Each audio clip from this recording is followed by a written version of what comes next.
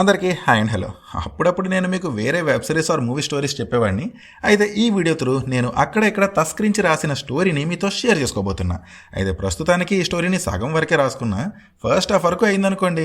And ఈ animation గట్రా నాకు రాదండి. నాకు కుదిరిన ఇమేజెస్ పెట్టేస్తున్నా, ప్లీజ్ కొంచెం అడ్జస్ట్ అయిపోండి. అలానే ఈ వీడియోని కంప్లీట్గా చూసాక ఒకవేళ మీకు ఈ హాఫ్ స్టోరీ నచ్చినట్టయితే please do subscribe to my channel. ఇక స్టోరీలోకి వస్తే మన స్టోరీ టైటిల్ వచ్చేసి A2. ఒక చిన్న సిటీలో ఒక ఇండివిజువల్ హౌస్. ఆ ఇంట్లో ఇద్దరు ఉంటారు. ఒకరు అర్జున్, పెద్ద రిచ్ కాదు బట్ ఫినాన్షియలీ హీఈస్ గుడ్. ఇంకొకరు ఆకాంక్ష, ఏజ్ 10, 5th క్లాస్. ఆమెకి అమ్మా నాన్న లేరు. అర్జున్కి కూడా ఆకాంక్ష తప్ప ఎవరు లేరు. అర్జున్ ఆకాంక్ష వాళ్ళ బాబాయ్. ఇక వాళ్ళ మార్నింగ్ రొటీన్ వచ్చేసరికి ప్రతిరోజు పొద్దున్న అర్జున్ లేచి ఆకాంక్షని నిద్రలేపడం, వాళ్ళిద్దరి మధ్య చిన్న చిన్న అల్లరి సీన్స్, నవ్వులు, చిన్న చిన్న సరదా గొడవలు, ఇవన్నీ అయిపోయాక అర్జున్ ఆకాంక్షకి లంచ్ బాక్స్ ప్రిపేర్ చేయడం, ఆకాంక్ష స్కూల్కి రెడీ అవ్వడం, ఈ చిన్న చిన్న మూమెంట్సే వాళ్ళ మార్నింగ్ రొటీన్. డైలీ ఆకాంక్షని స్కూల్లో డ్రాప్ చేసి అర్జున్ తన గేమింగ్ సెంటర్కి వెళ్తాడు. అంటే మనోడికి ఒక గేమింగ్ సెంటర్ ఉంటుంది. ఇక ఈవినింగ్ వచ్చేసరికి ఆకాంక్ష స్కూల్ నుంచి రిటర్న్ అయ్యాక ఇద్దరు కలిసి వీడియో గేమ్స్ ఆడడం, డిన్నర్ చేసి పడుకోవడం. ఇది అర్జున్ ఆకాంక్ష జీవితం. Simple, happy, perfect. అయితే ఆకాంక్షకి కొంచెం అల్లరెక్కువ. ఒకరోజు స్కూల్లో అమృత అనే అమ్మాయిని కింద పడేస్తుంది. అది తెలుసుకున్న అమృత పేరెంట్స్ డైరెక్ట్గా అర్జున్ ఇంటికి వచ్చి ఆకాంక్షని ఫుల్గా తిట్టి, తల్లి తండ్రి లేకపోతే ఇలానే పెరుగుతారు, ఇలాంటి హర్ట్ఫుల్ మాటలు అంటారు.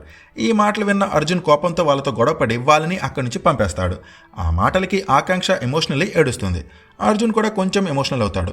ఇక్కడ కొన్ని ఎమోషనల్ డైలాగ్స్తో ఒక చిన్న ఎమోషనల్ సీన్ తర్వాత ఈ సీన్ కట్ అయిపోయి 5 years back flash back scene start అవుతుంది.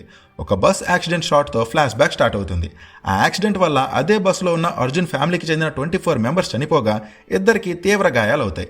వాళ్ళని ఐసీయూలో జాయిన్ చేస్తారు. అందులో ఒకరు అర్జున్, ఇంకొకరు ఆకాంక్ష. అప్పటికి ఆకాంక్ష ఏజ్ 5 years. ఐసీయూలో అన్కాన్షియస్గా ఉన్న ఆకాంక్ష ఓ 5 days తర్వాత కాన్షియస్లోకి వస్తుంది.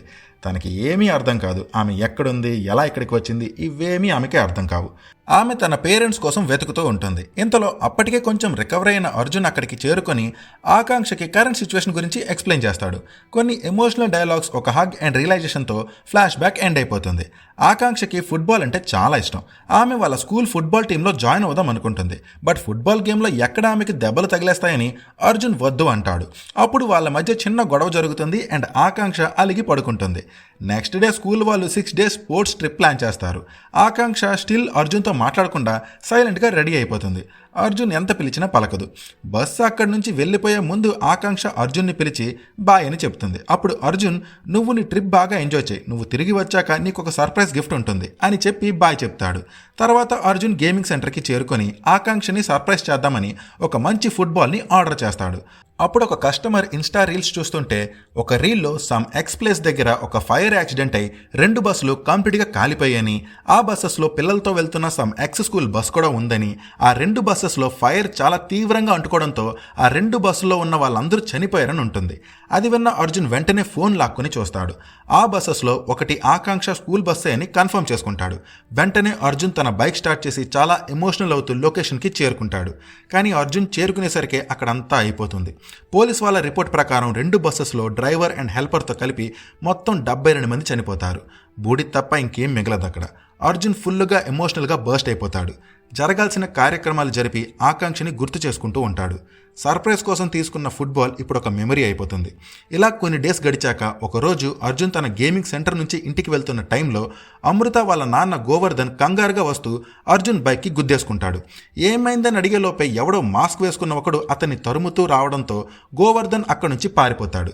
అసలు అతనికి ఏమైందని అర్జున్ బైక్ దిగి గోవర్ధన్ వెళ్ళిన వైపుగా చూసేసరికి ఆ మాస్క్ వేసుకున్నవాడు అర్జున్ని గుద్దేస్తాడు. అప్పుడు ఆ మాస్క్ ఊడిపోతుంది. అతను అర్జున్కి సారీ చెప్పి గోవర్ధన్ వెళ్ళిన వైపుగా వెళ్ళిపోతాడు. సరే, ఇక గోవర్ధన్ కనిపించకపోయేసరికి అర్జున్ బైక్ స్టార్ట్ చేసి మూవ్ అయిపోయే టైంకి అర్జున్కి ఆ మాస్క్ మ్యాన్ని ఎక్కడో చూసాన్న ఫీలింగ్ కలుగుతుంది. కాస్త గుర్తు తెచ్చుకుంటే ఆ రోజు ఆ 2 బస్సెస్ ఫైర్ యాక్సిడెంట్లో చనిపోయిన వాళ్ళల్లో ఆ మాస్క్ మ్యాన్ కూడా ఉన్నాడని గుర్తొస్తుంది. యాక్చువల్లీ ఆ బస్సెస్ ఫైర్ యాక్సిడెంట్లో చనిపోయిన వాళ్ళ ఫొటోస్ నెక్స్ట్ డే పేపర్లో అండ్ టీవీలో వేస్తారు. ఆ ఫొటోస్లో మాస్క్ మ్యాన్ ఫోటో కూడా ఉంటుంది. పోలీస్ రిపోర్ట్ ప్రకారం బస్సెస్లో ఉన్న వాళ్ళందరూ చనిపోయారు కదా, మరి వీడెలా బ్రతికున్నాడన్న డౌట్ అర్జున్కి వస్తుంది. వెంటనే అర్జున్ బైక్ని తిప్పి గోవర్ధన్ వెళ్ళిన వేలో వెళ్తాడు. అక్కడ ఆ మాస్క్ మ్యాన్ గోవర్ధన్ని పట్టేసుకొని ఆల్మోస్ట్ చంపేపోతాడు. అప్పుడే అర్జున్ వచ్చి ఆ మాస్క్ మ్యాన్ని ఆపేస్తాడు. అది చూసి ఆ మాస్క్ మ్యాన్ అర్జున్ పైన అటాక్ చేస్తాడు. బట్ అర్జున్ ఆ అటాక్స్ని డాచ్ చేసి ఆ మాస్క్ మ్యాన్ గారిని పట్టుకోవడానికి ట్రై చేస్తాడు. ఇలా అయితే అవదని ఆ మాస్క్ మ్యాన్ గాడు అర్జున్ నుంచి తప్పించుకోవడానికి పారిపోతాడు. అర్జున్ చాలా వరకు వెంటబెడతాడు. ఇక ఆల్మోస్ట్ దొరికేశాడు అన్న టైంలో ఒక కారు వచ్చి మాస్క్ మ్యాన్ గారిని ఎక్కించుకొని వెళ్ళిపోతుంది. అర్జున్ వెంటనే గోవర్ధన్ దగ్గరికి చేరుకొని అసలు ఏంటిది, ఏం జరుగుతుంది అని గోవర్ధన్ని అడుగుతాడు. అప్పుడు గోవర్ధన్ ఏడుస్తూ ఎమోషనల్ అండ్ యాంగ్రీగా మన పిల్లలు ఫైర్ యాక్సిడెంట్లో చనిపోలేదు, యాక్చువల్లీ ఇంకో బస్సు కోసం సెట్ చేసిన బాంబ్ బ్లాస్ట్ అయి ఆ బస్సు పక్కన మన పిల్లల బస్సు ఉండడంతో 2 బస్సులు కంప్లీట్గా కాలిపోయాయి అని అంటాడు. అప్పుడు వెంటనే అర్జున్ అసలు ఈ బాంబ్ బ్లాస్ట్ ఎవరు చేయించారు అని అడుగుతాడు. దానికి గోవర్ధన్ నాకు ఫుల్ డీటెయిల్స్ తెలియదు, ఈ ఇన్ఫర్మేషన్ కూడా నాకు పోలీసుల్లో ఒకరి త్రూ తెలిసింది.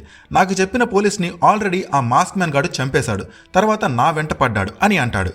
ఇదంతా పోలీస్ వాళ్ళకి రిపోర్ట్ చేయడానికి అర్జున్ పోలీస్ స్టేషన్కి వెళ్ళి ఇదంతా చెప్తాడు. బట్ పోలీస్ వాళ్ళు అర్జున్ మాటల్ని నమ్మకుండా బాంబు గడ ఏం లేదు, పబ్లిసిటీ స్టంట్ కోసం నీకు నచ్చింది వాగకు, అయినా ఇప్పుడు ఈ కేసుని సిబిఐ వాళ్ళు హ్యాండిల్ చేస్తున్నారు అని చెప్తారు. అప్పుడు అర్జున్ కోపంతో పోలీస్ వాళ్ళని మీ డ్యూటీ మీరు సరిగ్గా చెయ్యట్లేదు, ఇదైనా మీరు ఒక కేసుని హ్యాండిల్ చేసేవే, మీరు మా నుంచి ఏదో దాస్తున్నారు అని అంటాడు. దానికి పోలీస్ వాళ్ళకి కోపం వచ్చి అర్జున్కి వార్నింగ్ ఇచ్చి అర్జున్ని కొడతారు. అర్జున్ కూడా రివోల్ట్ అవడంతో స్టేషన్లో పెద్ద గొడవ జరుగుతుంది. పోలీస్ వాళ్ళు అర్జున్ని ఓవర్ పవర్ చేసి అర్జున్ని కొట్టి నైట్ అంతా స్టేషన్లో ఉంచి మార్నింగ్ ఇంటికి పంపించేస్తారు. గోవర్ధన్ దెబ్బలతో ఉన్న అర్జున్ని ఇంటికి తీసుకొచ్చి డాక్టర్ని పిలిపిస్తాడు. డాక్టర్ కాస్త ట్రీట్మెంట్ చేసి ఓ 4 గంటలు రెస్ట్ తీసుకుంటే సరిపోద్దని చెప్పి వెళ్ళిపోతాడు. అప్పుడు గోవర్ధన్ దీని వెనుక చాలా పెద్ద పెద్ద వాళ్ళు ఇన్వాల్వ్ అయినట్టున్నారు, మనం ఇక్కడి నుంచి వెళ్ళిపోవడమే మనకి బెటర్ అని అంటాడు. అర్జున్ కూడా అలాగే అన్నట్టు ఆన్సర్ ఇచ్చి స్లీప్ వేస్తాడు. ఇక్కడ సీన్ కట్ అయిపోతుంది. ఇప్పుడు ఈవినింగ్ 6 అలా అవుతుంది, చీకటి పడే టైం. మినిస్టర్ ప్రకాష్ ఇల్లు. మినిస్టర్ ప్రకాష్ తన కుర్చీలో కూర్చొని కాఫీ తాగుతుంటాడు. నిన్న నైట్ పోలీస్ స్టేషన్లో జరిగిన గొడవ తెలుసుకున్న మినిస్టర్ అర్జున్ని లేపేమని తన మనుషుల్ని పంపుతాడు.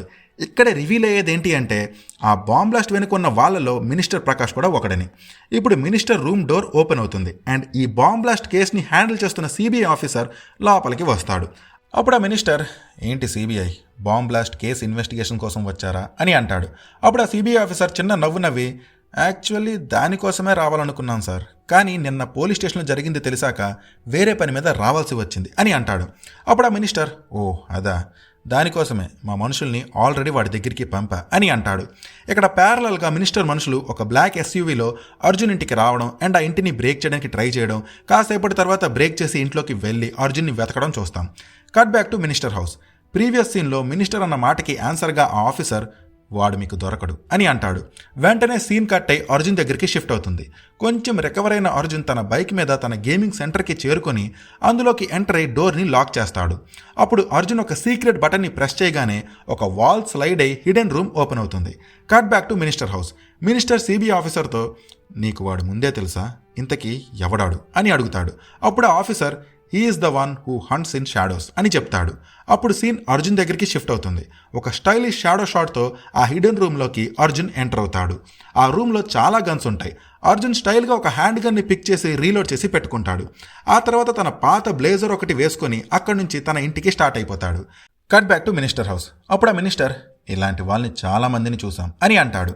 అప్పుడు ఆఫీసర్ మీకు ప్రతాప్ రెడ్డి అనే మినిస్టర్ తెలుసా అని అడుగుతాడు. దానికి మినిస్టర్ తెలుసు, 4 years బ్యాక్ తీవ్రవాదులు చేసిన అటాక్లో అతను అండ్ అతనితో పాటు ఉన్న 30 మంది తన మనుషులు చనిపోయారు, అతనేగా అని అంటాడు. అప్పుడు ఆఫీసర్ ఎస్ అతనే, కానీ 2 కరెక్షన్స్. ఆ టైంలో అతనితో ఉన్నది అతని మనుషులే, కానీ they are trained killers. And అతన్ని చంపింది తీవ్రవాదులో ఏదో గ్యాంగో కాదు, అతన్ని చంపింది ఒక్కడే, అది వీడే. 5 years బ్యాక్ ఒక పాత కక్ష వల్ల ప్రతాప్ రెడ్డి వీడిని వీడి ఫ్యామిలీని యాక్సిడెంట్ త్రూ చంపించడానికి ట్రై చేశాడు. ప్రతాప్ రెడ్డి అదృష్టం బాలేక వీడు బ్రతికేశాడు అని చెప్తాడు. ఇప్పుడు ఆ మినిస్టర్కి కొంచెం భయం స్టార్ట్ అవుతుంది. వెంటనే తన మనుషులకి కాల్ చేస్తాడు. Cut back to Arjun house. సడన్గా అర్జున్ హౌస్లో పవర్ పోతుంది, ఇండికేటింగ్ అర్జున్ ఎంట్రీ. అప్పుడు ఒక stylish yet brutal gun firing and hand to hand combat సీన్స్తో ఒక ఫైట్. అప్పుడే అక్కడ పడిపోయి ఉన్న ఒకటి ఫోన్ రింగ్ అవుతుంది. ఆ ఫోన్ చేసింది మినిస్టరే. వాడు ఫోన్ ఎత్తి అన్నా వీడు అనే లోపు అర్జున్ వాడిని లేపేస్తాడు. అక్కడ సిబిఐ ఆఫీసర్ వాడు చూడడానికి చాలా సాఫ్ట్గానే కనిపిస్తాడు, but he's too dangerous, mainly వాడి కళ్ళు వేటకి వెళ్ళేటప్పుడు పులి కళ్ళలా ఉంటాయి అని అంటాడు. నెక్స్ట్ షాట్లో పడిపోయి ఉన్న ఫోన్లో నుంచి Arjun ice shot transition through Arjun ఆ ఫోన్ని పిక్ చేస్తాడు. ఒక 10 seconds సైలెన్స్ తర్వాత ఆ మినిస్టర్ ఫోన్లో నేను నిన్ను కలవాలి అని అంటాడు. అప్పుడు అర్జున్ నువ్వు బుల్లెట్ని చూడాలనుకుంటున్నావు, నీ పేరు మీద ఆల్రెడీ బుల్లెట్ పెట్టేసుకున్నా, త్వరలోనే అది నీ బాడీలో ఉంటుంది అని చెప్పి ఫోన్ కట్ చేస్తాడు. ఇక్కడ మినిస్టర్ సిబిఐ ఆఫీసర్తో వీడు నాకు వార్నింగ్ ఇస్తున్నాడేంటి అని అంటాడు. అప్పుడు ఆఫీసర్ మీరు కాస్త ప్రిపేర్గా ఉండడం మంచిది అని చెప్పి వెళ్ళిపోతుండగా ఆ మినిస్టర్ ఇంతకీ పేరేంటి అని అడుగుతాడు. అప్పుడు officer Anjaneya Prasad CBI officer అని అంటాడు. అప్పుడు ఆ మినిస్టర్ నేను అడిగింది వాడి పేరు అని అనగానే ఆ ఆఫీసర్ నందకిషోర్ నందు అని చెప్తాడు. ఇక్కడ ఫ్లాష్ కట్టు ఫైట్ సీన్ నందకిషోర్ తన బ్లేజర్ని దులుపుతూ నడుస్తూ ఉన్న టైంలో సైడ్లో A2 అనే టైటిల్ వచ్చి A నుంచి 2 అలా జరుగుతూ అది అతడు 2 అవుతుంది. బ్యాక్గ్రౌండ్లో అతడు టైటిల్ సాంగ్ ప్లే అవుతుంది. ఇక్కడ ఇంటర్వెల్. ఇక్కడ వరకే రాసుకున్నా అండి. ముందు అవుట్లైన్ అని అనుకున్నా, కానీ కొంచెం డిస్కషన్ యాడ్ చేశా. మీకు స్టోరీ నచ్చకపోతే I'm really sorry for wasting your time. ఒకవేళ నచ్చితే please do subscribe to my channel. Thank you. Take care. Bye.